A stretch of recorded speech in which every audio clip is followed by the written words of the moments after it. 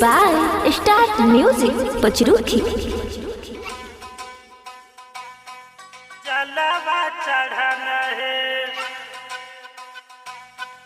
सबसे पहले भोले बाबा को जलावा चढ़ाना है। कर ली सब तैयारी अब तो देवघर हमको जाना है।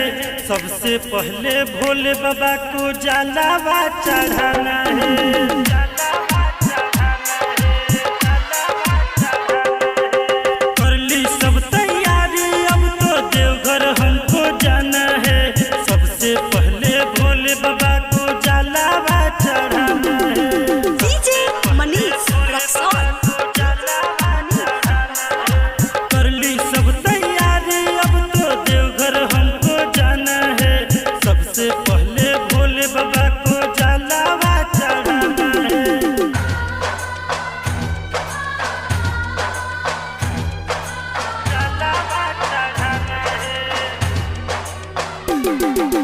डीजे मनीष रक्सौल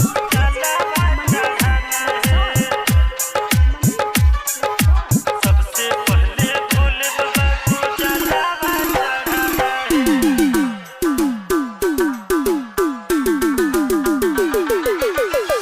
बाबा का महिमा है सबसे प्यारा।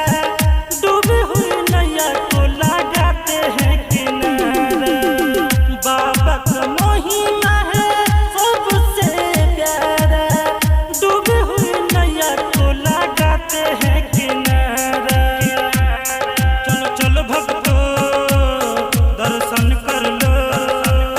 चलो चलो भक्तो दर्शन कर लो।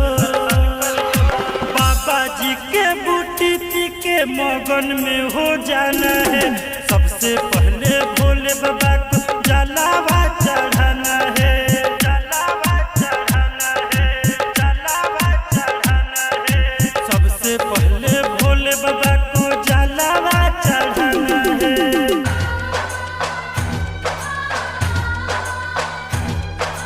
जलावा चढ़ाना है। डीजे मनीष रक्सौल